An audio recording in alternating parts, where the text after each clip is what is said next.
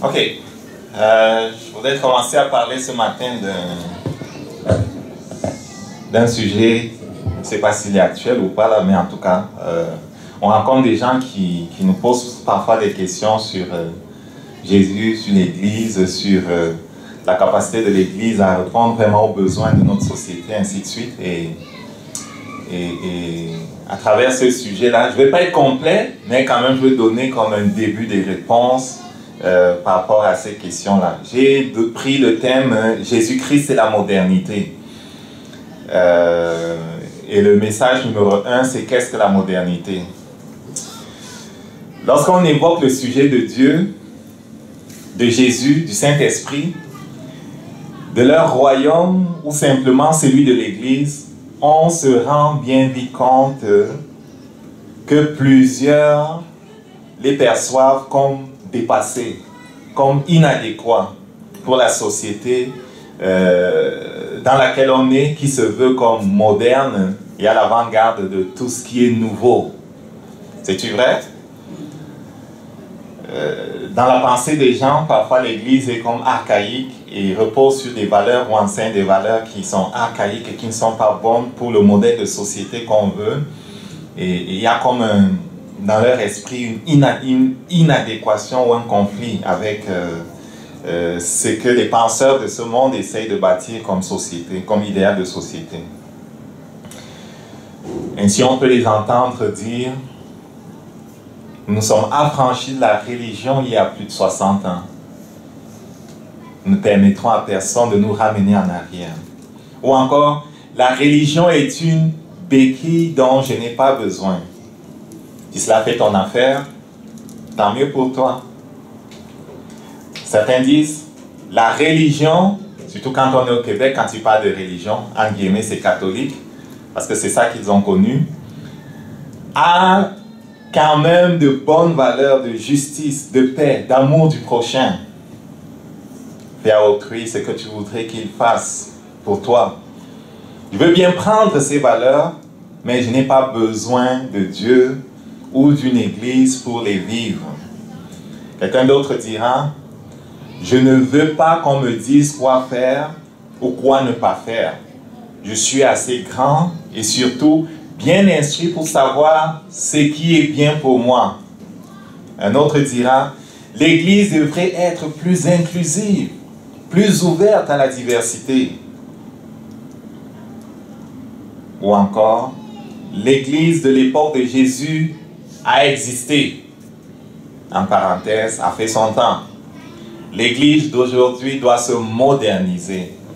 Elle doit se mettre au goût du jour. Je vais m'arrêter là avec tout ce que les gens peuvent dire, que vous avez entendu. Mais c'est un peu dans cette veine-là. Et pourquoi je veux parler de ce sujet-ci? Ce n'est pas parce que je veux comme...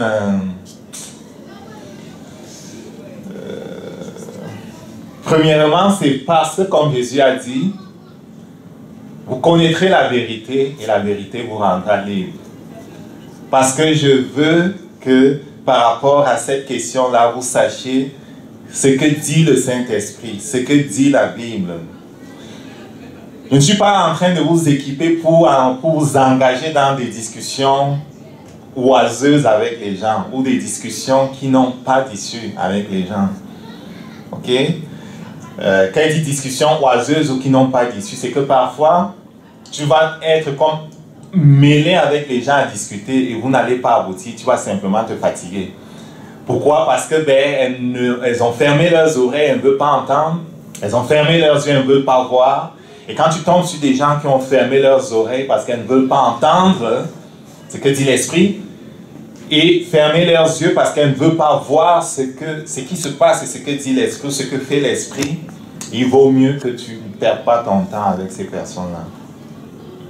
Donc pourquoi est-ce que je parle de ce sujet? C'est pour que ceux-là qui sont disposés à comprendre et sincèrement engagés dans une démarche de recherche de la vérité, je veux que ceux-là, lorsqu'ils vous abordent, vous ayez comme des débuts de réponse. Est-ce qu'on comprend ça?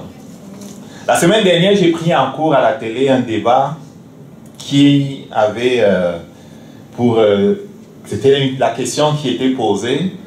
C'était l'Église catholique peut-elle se moderniser? Alors je me suis assis, je l'ai pris en cours et j'étais en train de l'écouter.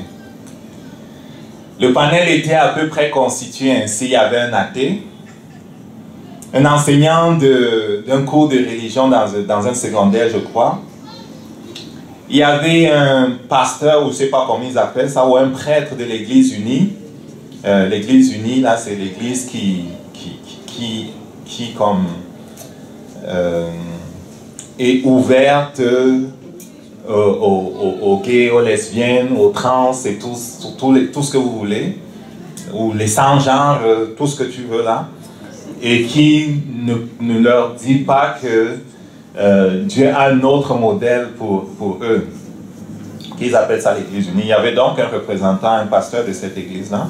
Il y avait un théologien, je ne sais pas s'il était théologien catholique ou protestant ou évangile, je ne sais pas, mais c'est un théologien. Il y avait un prêtre aussi dans le panel qui, dans le passé, avait été marié, avait eu un enfant avec une femme. Il s'était séparé de la femme avant de redécouvrir son désir vocationnel et donc était entré dans le ministère.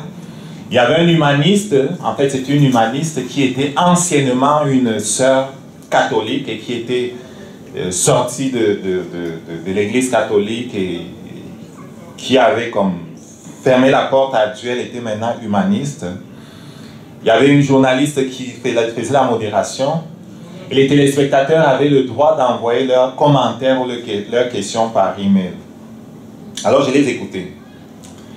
Bien que les discussions étaient comme spécifiques sur l'Église catholique et son leader, par exemple le pape François, et sa capacité à faire évoluer l'Église catholique, donc c'était spécifique ça, sur des questions comme l'avortement, le mariage des prêtres, la famille, mariage, divorce des personnes de même sexe ou des hétérosexuels. La trame de fond de la pensée, quand on les écoutait, la trame de fond de la pensée, quand on les écoutait, quand on écoutait plusieurs des personnes qui intervenaient, rejoint ce que j'ai dit plus haut. Quand il dit la trame de fond, est-ce qu'on comprend ça? Quand ils parlaient et que tu les entendais parler, leur pensée n'était pas loin de ce que j'ai dit plus haut, à savoir, j'ai dit tantôt là que les gens disent que je suis prêt à accepter ce que l'Église là apporte, mais je ne veux que personne me dise quoi faire. Je ne veux pas de Dieu, je veux juste les valeurs, ainsi de suite. En tout cas, ça allait dans ce sens et on posait la question, est-ce que l'Église catholique est capable de se moderniser? Est-ce que le pape François, avec tout ce qu'il dit là, est capable de moderniser l'Église?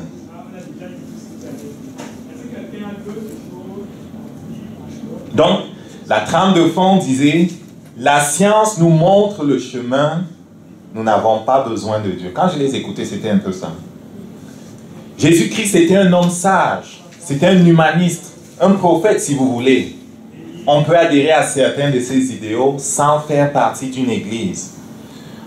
On les entendait un peu dire aussi des choses comme l'église de l'époque de Jésus a existé, elle est dépassée, si elle doit survivre, il faut qu'elle se modernise pour devenir plus tolérante, plus inclusive. Ok. Dans la suite maintenant de ce que je veux dire là, je ne parlerai pas spécifiquement ni de l'Église catholique, ni de l'Église protestante, ni d'une quelconque Église. Je vais me limiter à parler de l'Église de Jésus-Christ. Amen. De l'Église que Jésus-Christ bâtit. C'est une Église qui est non seulement à l'avance de la science, mais qui comble les aspirations les plus profondes des hommes de tous les âges. Est-ce qu'on comprend ça? L'Église que Jésus-Christ bâtit comble les aspirations qu'ont cherché à combler les penseurs qui ont existé sur la terre et qui ont essayé de penser un modèle de société. Ils essayent tous de penser un modèle de société dans laquelle l'homme va être heureux. Ok?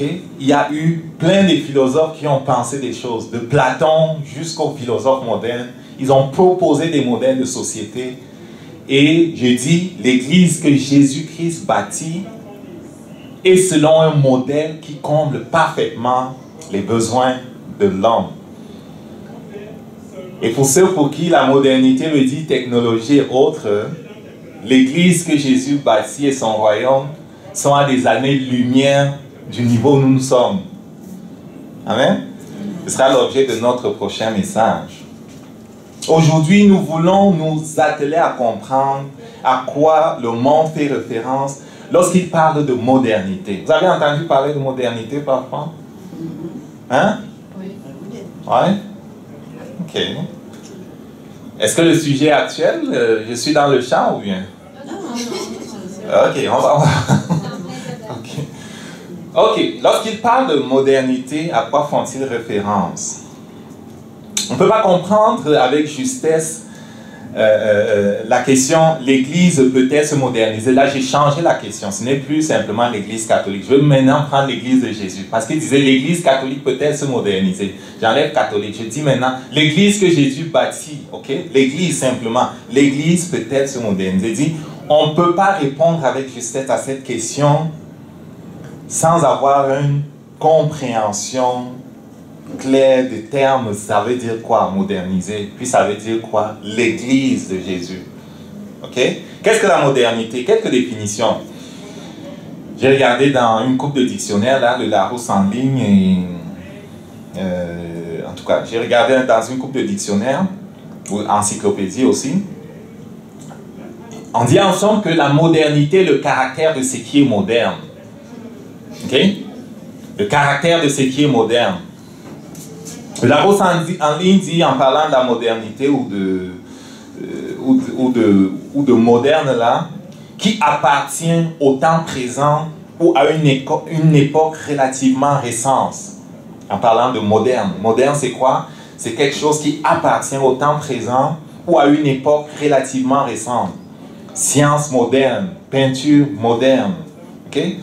Le Larousse dit aussi que moderne, c'est quelque chose qui bénéficie des progrès les plus récents, équipements les plus modernes. Okay? Ton véhicule, par exemple, ça fonctionne à l'eau. Okay? Bon, maintenant, c'est électrique, là. qui est fait selon les techniques, les règles, le goût contemporain par opposition à l'ancien appartement moderne. On parlera d'un appartement qui est moderne parce qu'il y a une coupe de gadgets là-dedans. Parce que la domotique, tu pars ton four avec ta voix, tu l'éteins avec ta voix, ainsi de suite. Okay. Moderne, qui s'adapte pleinement aux innovations de son époque, qui est dans son temps, avoir des idées modernes. Ok? Donc, quand on parle de moderne, c'est qui appartient au temps présent, qui appartient au temps présent, qui est comme selon le goût que les gens recherchent actuellement, là, qui est en avance, qui est comme nouveau. Ok?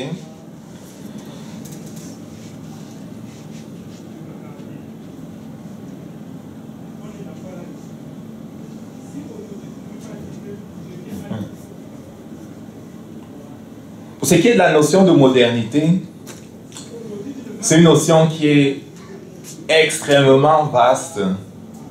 C'est une notion qui touche à plusieurs domaines. Et c'est une notion qui a fait couler, comme on dit souvent, beaucoup d'encre et de salive. Et s'il faut résumer, c'est trop court le temps qu'on en a. S'il faut résumer ce que j'ai lu quand je faisais des recherches sur ça, là,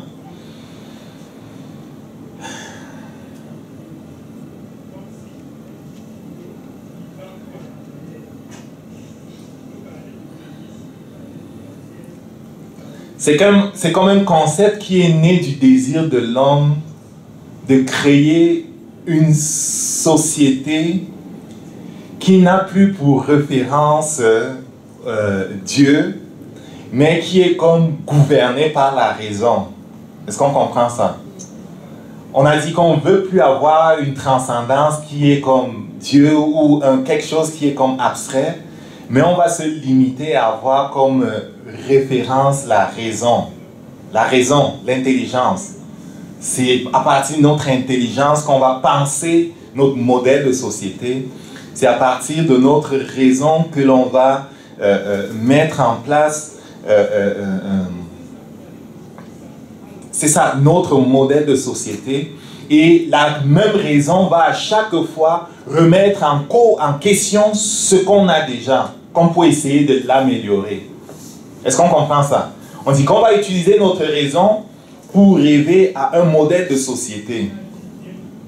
Mais on ne veut pas, parce qu'on est en train de se rebeller contre ce qu'on a reçu comme modèle de société, entre guillemets, par exemple, de l'Église, on ne veut pas retomber dans le travers d'avoir un modèle de société qui serait déjà parfait. Et donc, tout le temps, on est en train de critiquer ce qui existe pour essayer d'avoir quelque chose de nouveau. Est-ce qu'on comprend ça? Donc, on est comme perpétuellement à la recherche de la vérité, perpétuellement à la recherche de quelque chose qui ferait en sorte que les gens se sentent bien et que les gens soient heureux finalement. Et donc, dans le passé, des gens comme Platon ont écrit des livres assez populaires ou très classiques qu'on appelle la République de Platon. Des gens comme Aristote ont écrit, des gens comme Saint-Augustin ont écrit La Cité de Dieu, des gens comme Nicolas Machiavel ont écrit des choses, des gens comme Francis Bacon ont écrit des choses, des gens comme René Descartes ont écrit le discours de la méthode, des gens comme Kant, ça ce sont des grands noms de philosophes, ont écrit une idée de l'histoire universelle du point de vue cosmopolite. Des gens comme Friedrich Nietzsche ont écrit Ainsi parlait Zarathustra. Et dans les philosophes modernes ou les penseurs modernes, il y a des gens qui ont écrit aussi des livres où on fait on pensait à un modèle de société qui est bon pour nous aujourd'hui. Est-ce qu'on comprend ça? Donc, ce qu'il faut saisir de la modernité, c'est qu'on s'est dit, on ne veut plus avoir comme... on veut que la raison soit la seule chose qui nous permette de bâtir notre modèle de société et qu'il n'y ait rien au-dessus de nous que la raison elle-même. On ne veut pas Dieu au-dessus de nous. On veut juste notre raison et on veut éprouver par notre raison ce qu'on veut faire. Et ils se sont rendus compte en avançant que si la raison a réussi à faire avancer ce qu'on appelle la modernité là, sur le plan technologique, sur le plan scientifique, si la raison a aidé à faire avancer les choses, ils se sont rendus compte qu'il y a un échec parce que la raison n'a pas été suffisante pour permettre aux hommes, sur le plan moral par exemple, et sur le plan de la politique, de réussir. Parce qu'ils se rendent compte que sur le plan de la morale par exemple, ou sur le plan de la politique, l'homme se comporte comme s'il était fou.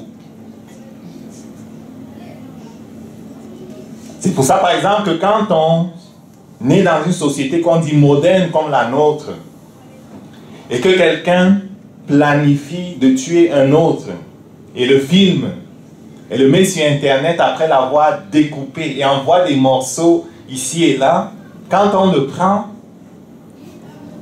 il n'arrive pas à comprendre. Et alors on dit, il est fou. Il est certainement fou. Et on lui a diagnostiqué une schizophrénie paranoïde. Peut-être qu'ils n'ont pas ajouté chronique. Ok? Donc, et quelqu'un toujours disait que oui, on a pris la raison comme étant la chose qui va nous permettre de définir notre modèle de société. On a réussi dans les sciences et dans la technologie, mais dans le domaine de la morale et de la politique, c'est un échec. J'espère que je ne mens pas quand je dis ça, que dans le domaine de la morale, c'est un échec.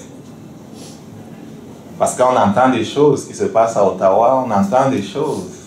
Amen. Et toujours pour revenir à ces penseurs qui ont rejeté le modèle qui existait avant, qui n'était pas dans sa présentation parfaite, parce que les hommes qui présentaient ce modèle eux-mêmes ne connaissaient pas le Dieu au nom de qui ils parlaient. Amen. Ces hommes qui ont parlé au nom de Dieu ne le connaissaient pas. Donc, ils ont rejeté et le modèle qu'il présentait et Dieu lui-même. Et certains de ces penseurs ont dit, le fait majeur de la modernité est qu'elle met en scène l'individu humain qui est à lui-même son propre fondement et sa propre fin.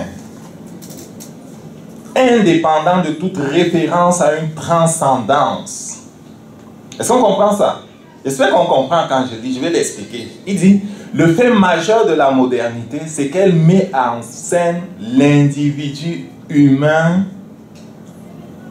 qui est à lui-même son propre fondement et sa propre fin. Ça veut dire que l'homme est son propre Dieu. C'est ce que ça veut dire. Il est en lui-même son propre fondement et sa propre fin. Il est indépendant de toute référence à une transcendance. Quand on dit transcendance, là, c'est quelque chose qui est au-dessus de toi. Transcendance, c'est un terme qui veut dire quelque chose qui est au-dessus de toi. Et donc, ces penseurs-là, un de ces penseurs-là disait que l'homme moderne est indépendant de tout. En fait, il veut dire Dieu, là. Donc, c'est un beau terme pour dire Dieu. De toute transcendance. L'individualisme et la liberté vont par ce fondement être l'alpha et l'oméga caractéristique des revendications de la vie moderne. Et un autre disait,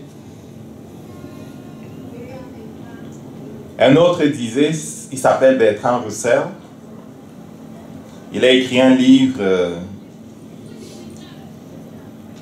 qui a pour titre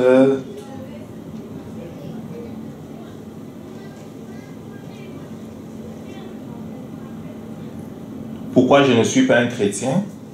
C'est encore un de leurs penseurs là. Lui disait ceci. L'absence de la théologie doit maintenant fonder toute entreprise philosophique durable. La philosophie là, c'est quoi? C'est juste simplement le fait de penser. Ok? C'est simplement le fait de penser. Penser. Ok? Donc il dit, l'homme est la résultante des causes qui n'avaient pas prévu les effets qui en découleraient. Qu'est-ce qu'il dit ici là? Il dit que l'homme est la résultante de causes qui n'avaient pas prévu des effets qui en découleraient. Son origine, son développement, ses espoirs, ses craintes, ses émotions, ses convictions ne sont que le produit d'associations d'atomes accidentels. C'est une autre définition ici de la théorie du Big Bang. Ok? Il dit qu'on vient de nulle part. Notre origine, notre développement, nos espoirs, nos craintes, nos émotions, nos convictions, c'est comme par hasard que c'est arrivé.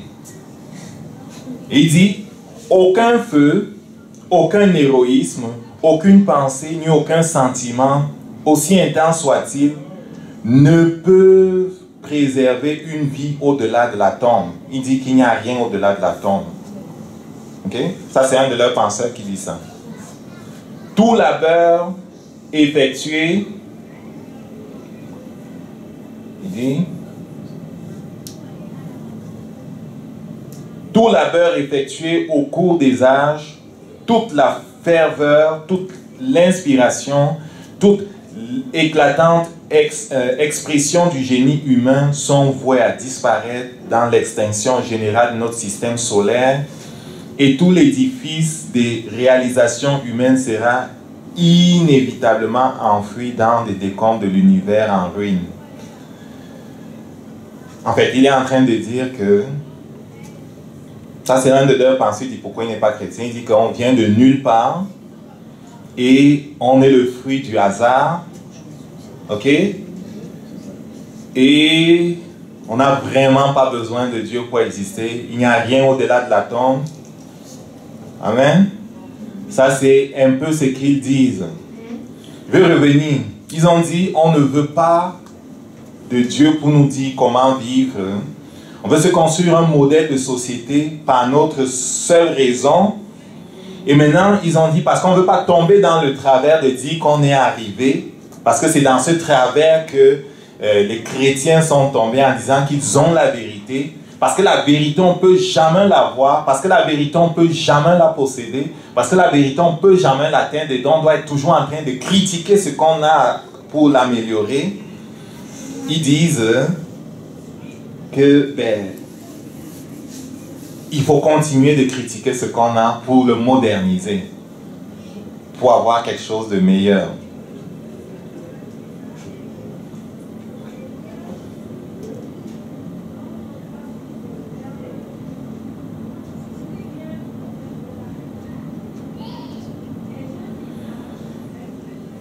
Donc, la modernité implique donc quoi? En résumé, je ne dis pas tout, hein.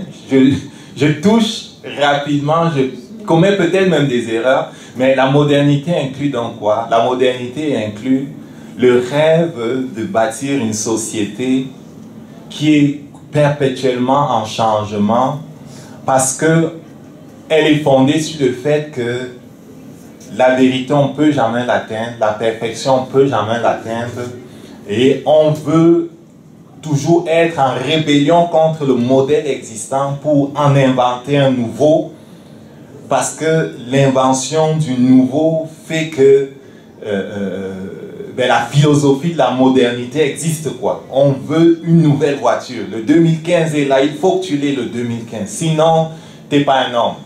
Est-ce que tu as vu le Corolla 2015? Il faut que tu l'aies, il faut que tu l'aies. Okay? Le culte du nouveau, même à ce niveau-là, ça se trouve. Okay? Parce qu'on est dans un système où on veut toujours comme créer ou inventer de nouvelles choses, parce qu'on se dit que si on s'arrête à ce qu'on a, comme on n'est pas heureux, parce qu'on se rend bien compte qu'on n'est pas heureux, et on espère qu'on va trouver quelque chose qui va faire qu'on soit heureux. On pense que c'est dans la nouveauté que va se trouver enfin ce qu'on ressent et qu'on n'a pas. Que ce soit sur le plan de la société où on n'a pas encore atteint ce modèle de société qui est parfait. Et si on parle de la sécularisation, c'est dit qu'il faut enlever ci, enlever ça et être comme... Est-ce qu'on voit ce qui se passe? On est à la recherche d'un modèle de société qui va nous permettre de vivre ensemble, mais on ne l'a pas encore, qui va permettre que les gens soient heureux, mais on ne l'a pas encore. Donc l'implication ici, en tout cas, quand on parle de modernité, semble être que ne fait pas de référence à Dieu, ne fait pas de référence à Dieu, parce que c'est la raison qui est maître, et aussi, il est impossible d'accepter ce que tu dis comme étant final, parce que nous on pense qu'on n'atteindra jamais la vérité. Ok? Donc il y a le culte du nouveau, il faut chaque fois inventer de nouvelles choses. Ma compréhension du culte du nouveau est ceci. Je ne suis pas contre les nouveautés, je ne suis pas contre la technologie, je ne suis pas contre les sciences. Okay? Parce que l'homme n'a vraiment rien inventé, il n'a fait que découvrir ce que Dieu a créé ou les lois que Dieu a mises en place. Voici ce que je comprends du nouveau, ou bien de cette course vers quelque chose de nouveau. C'est que Dieu nous a créés à son image. Dieu nous a créés à son image. Dieu crée. Nous, en nous aussi, il y a ce désir de créer.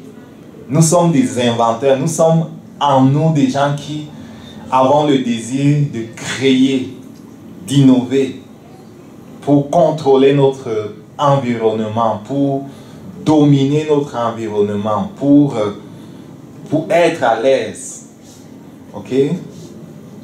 Dieu donc, nous a créés à son image en mettant en nous ce désir-là. Et c'est une très bonne chose. Avant la chute, cette faculté qui est en nous, ce désir qui est en nous de créer les choses, était simplement là pour maintenir le royaume de Dieu sur la terre dont on avait reçu le gouvernement. Parce qu'on était les dieux de la terre. Est-ce qu'on comprend ça? Mais après la chute,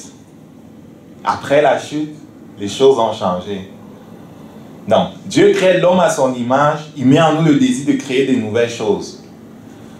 L'homme qu'il a créé ne peut pas être satisfait en dehors de l'harmonie avec Dieu. Si tu es coupé de Dieu, tu ne seras jamais content. Tu vas chercher quelque chose que tu ne sais pas. C'est que les gens cherchent, ils ne savent pas ce qu'ils cherchent Dieu. Mais si tu leur parles de Dieu, ils vont te maudire. Mais c'est Dieu qui cherche. Parce que Dieu nous a créés pour vivre en harmonie avec lui, pour vivre en communion avec lui. Ok? Donc l'homme cherche ce qu'il a perdu, la communion avec Dieu, la présence de Dieu. Et donc dans notre désir d'avoir ce modèle de société dans lequel on va être bien, on va être satisfait, il n'y aura plus ces fous-là qui vont tuer des gens, les découper et les envoyer. Il n'y aura plus ces fous-là qui vont tuer leurs enfants. Il n'y aura plus ces fous-là qui vont agresser les femmes ou les hommes, ainsi de suite. Il n'y aura plus ces fous-là parce qu'on dit que la raison nous a permis de réussir sur le plan de la technologie. La raison nous permet de réussir sur le plan des sciences. Mais la raison a échoué pour ce qui est de la politique. La raison a échoué pour ce qui est de la morale. Ils le reconnaissent. Ils le reconnaissent, la raison a échoué dans ces domaines-là. Et donc, l'homme cherche par la création qu'il fait à retrouver ce qu'il a perdu. Donc, il est insatisfait. Et je dis que l'insatisfaction de l'homme nourrit son désir de nouvelles aventures, de nouvelles pensées, de nouvelles expériences. Et Satan lui a vendu le mensonge selon lequel il va réussir un jour à créer un ensemble de choses, un modèle de société qui va combler ce désir inconnu. Pour ce qui est de la présence de Dieu, je veux que tu comprennes que peut-être tu ne comprends pas à quel point tu as besoin de la présence de Dieu. Pour ce qui est de la communion, de la présence de Dieu, je veux dire un témoignage que quelqu'un avait. J'avais su le témoignage de quelqu'un, c'est un homme de Dieu.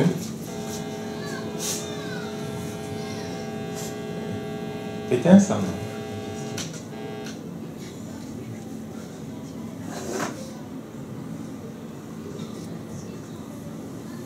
Faut taper quelque chose dessus.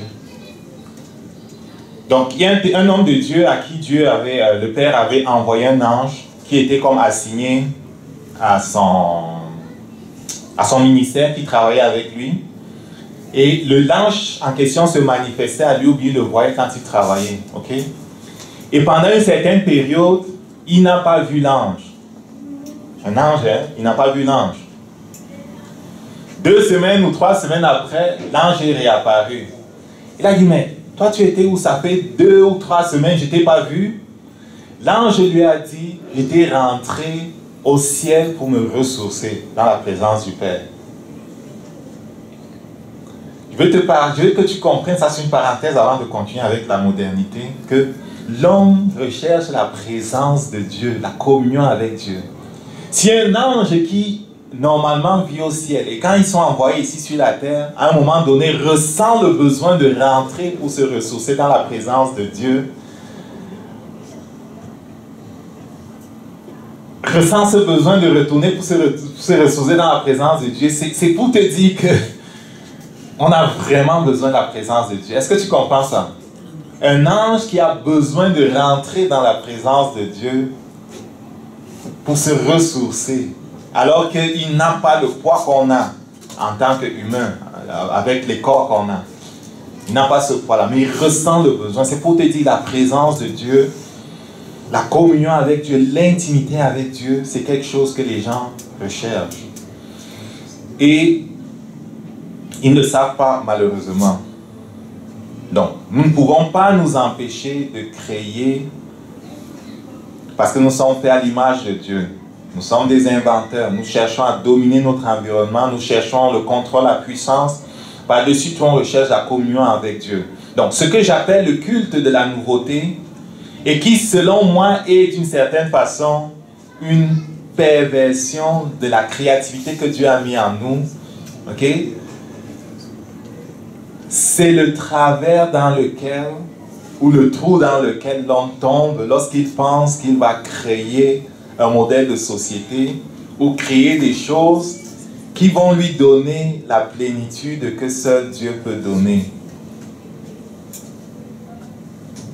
Est-ce qu'on comprend ça? L'homme pense qu'il va créer quelque chose qui va remplacer Dieu.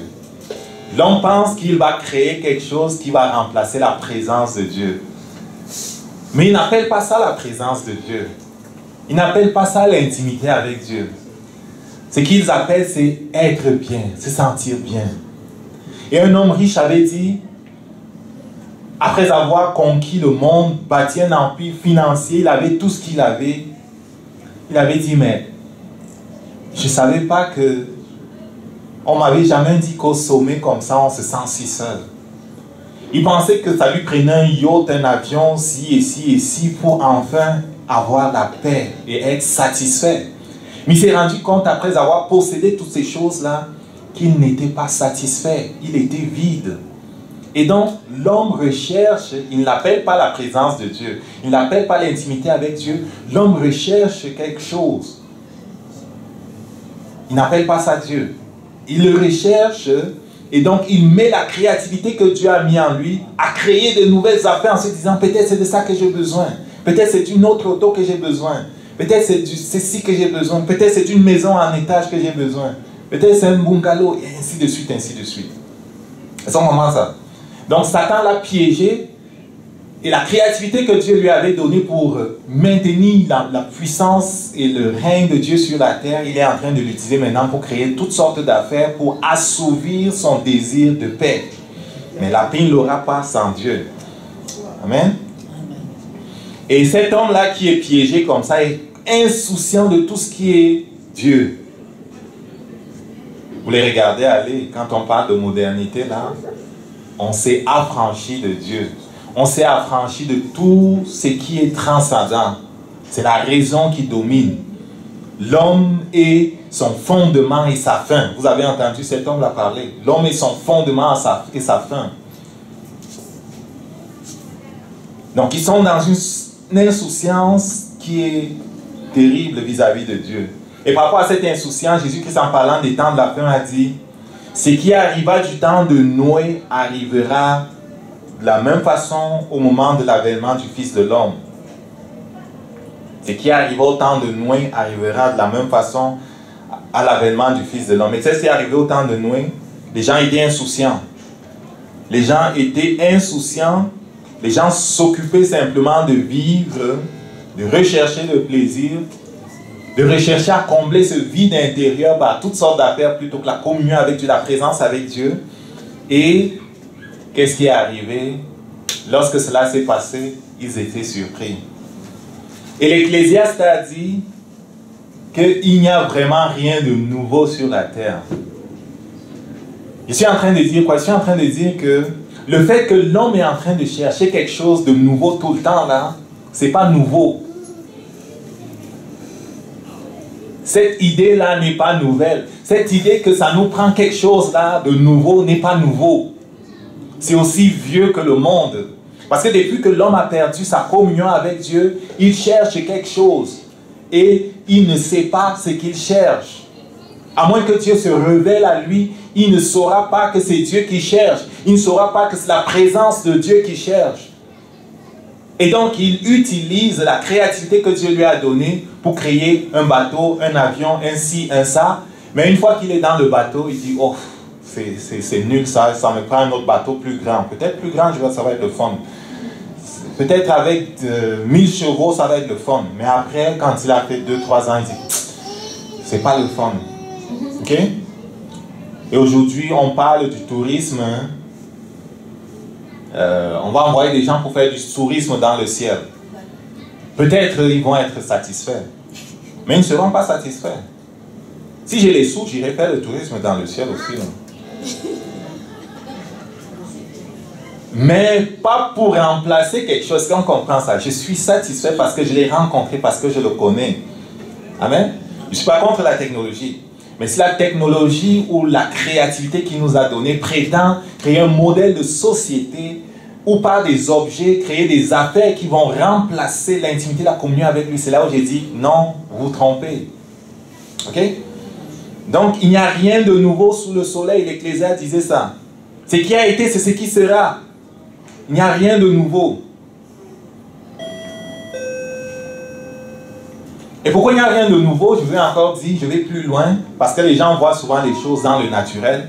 Mais s'il n'y a rien de nouveau sur le soleil par rapport à l'insouciance des hommes en ce qui concerne Dieu, s'il n'y a rien de nouveau sur le soleil par rapport au désir de créer quelque chose de nouveau, comme les gens sont en train de le faire, c'est parce que je crois qu'il y a un esprit ancien qui pousse les hommes dans ce sens-là.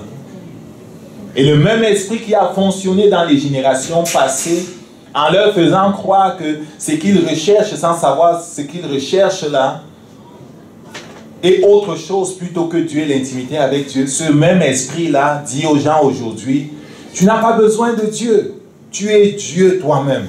Crée-toi quelque chose et puis tu vas être content. Et pour la vie après la mort, ne t'inquiète pas, il n'y a rien après la mort. Et c'est qu'on leur enseigne. Et ce même esprit-là continue d'agir dans le monde. C'est pour ça qu'il n'y a rien de nouveau. Mais le Saint-Esprit parle et avertit, et par toi veut avertir. Est-ce que tu as les yeux pour voir ce qui se passe? Est-ce que tu entends ce que dit l'Esprit? Il n'y a rien de nouveau. Paul arrive à Athènes, ça c'est Acte 17. Et quand Paul est à Athènes, il voit toutes sortes. Athènes, en passant, c'est une grande ville antique qui a influencé la civilisation d'aujourd'hui, qui est en fait occidentale et qui a déteigné dans tout le monde. On connaît Athènes, n'est-ce pas? Chaque jour olympique, on s'en va allumer la flamme là-bas à Athènes. Ça vient de là-bas. Athènes, par sa civilisation, par ses philosophes, par sa culture, a comme impacté le monde entier. Donc, Paul arrive à Athènes, et à Athènes, il y a des stoïciens, il y a des épicuriens, ça c'est des philosophes, et il y a toutes sortes de statues, il y avait toutes sortes de croyances. C'est sûr, les philosophes d'aujourd'hui diront que ces gens-là ne comprenaient rien, c'est vrai, en tout cas, le même modèle, en tout cas, ils rêvaient d'un modèle de société aussi, qui devait comme satisfaire à tous leurs besoins. Et ils ont bâti le modèle qu'ils ont pu bâtir. Les générations d'après ont critiqué le modèle et ont bâti un nouveau, selon, en tout cas, le modèle de modernité. Là. Paul est donc à Athènes, et tu peux lire à partir du verset... Paul à Athènes, c'est à partir du verset 16 jusqu'au verset 21. Peut-être plus même. Mais au verset 21, il est écrit que tous les Athéniens et les étrangers demeurant à Athènes ne passaient leur temps qu'à dire ou à écouter des nouvelles. Et dans la version, ça c'est en anglais, la version, c'est quoi, Young Literal Translation, c'est all the Athenians and the strangers sojourning for nothing else were at leisure but to say something and to hear something and to hear some newer things. Et quand tu prends le mot en question là, l'astron, ok, ils étaient tous en train d'écouter des nouveautés. Ça vous fait penser à quelque chose? Le journal, il faut que j'écoute des nouveautés. On cherche des choses nouvelles, C'est un esprit qui est ancien comme le monde. Le strong là, c'est kainos. Et cela veut dire neuf, nouveau, nouvelle chose. Et ils passaient tout leur temps dans cette salle-là à écouter des nouvelles philosophies, des nouvelles pensées, à discuter des choses nouvelles. Ils étaient en train de bâtir un modèle de société, ils avaient besoin de nouvelles idées. Et le kainos là veut dire fait récent, frais, récent, non usé, non porté, nouvelle sorte, sans précédent, non commun, inouï, inconnu, inattendu, imprévu, différent de ce qui s'était produit jusqu'alors. Donc on veut quelque chose de nouveau. Et Paul arrive, et ces gens-là écoutent Paul parce qu'ils se disaient, ah, voilà quelqu'un qui a un nouveau discours. C'est intéressant, c'est nouveau, c'est intéressant. Jusqu'au moment où Paul parle de la résurrection, tous tournent les pieds et s'en vont. Ok?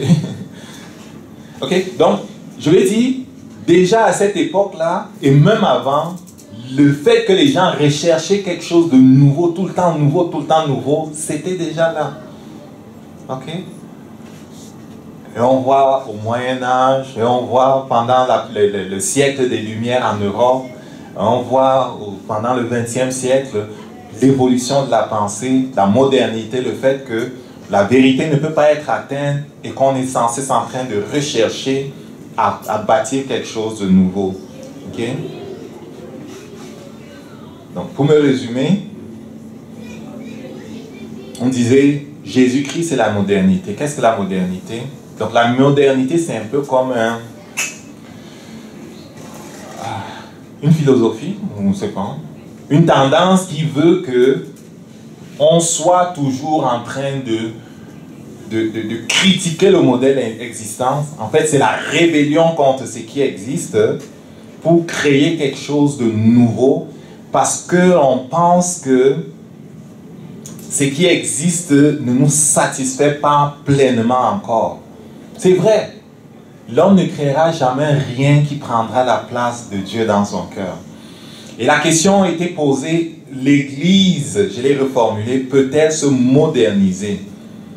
L'Église peut-elle être plus ouverte, moins, entre guillemets, archaïque? L'Église peut-elle être plus inclusive? C'était ça qui posait comme question. L'Église peut-elle cesser de s'attacher à des choses qui ne bougent pas et nous inventer de nouvelles doctrines? Va-t-on entendre venir de l'Église une nouvelle théologie, un nouvel enseignement, un nouvel exégèse? Ils disent, cessez de nous parler de vos affaires là comme ça, changez-nous ça.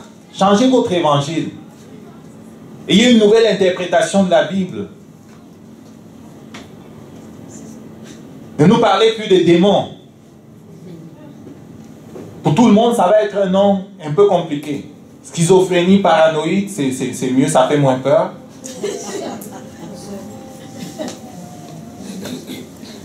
Ou scoliose aiguë, ça fait moins peur. Mais Jésus, lorsqu'il a rencontré cette femme-là, qui était courbée, est-ce qu'il a parlé de... Vos docteurs, là, ils vont vous trouver un nom. Jésus, il a dit quoi? Femme, sois libérée de ton... Et quand on se plaint de ce qu'il a libéré, la paix dit, ne fallait-il pas que cette femme qui est aussi une fille d'Abraham, et que le diable avait enchaîné. Jésus ne se limite pas à ce qu'il voit, il voit au-delà. Et que le diable avait enchaîné soit libéré un jour de sabbat. Donc la modernité dit quoi?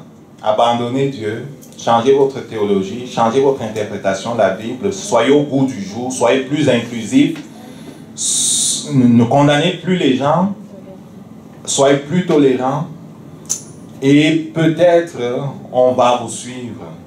Et au débat ce jour-là, il disait que si l'Église fait ce changement, si le pape arrive à faire ce changement, peut-être les églises vont se remplir.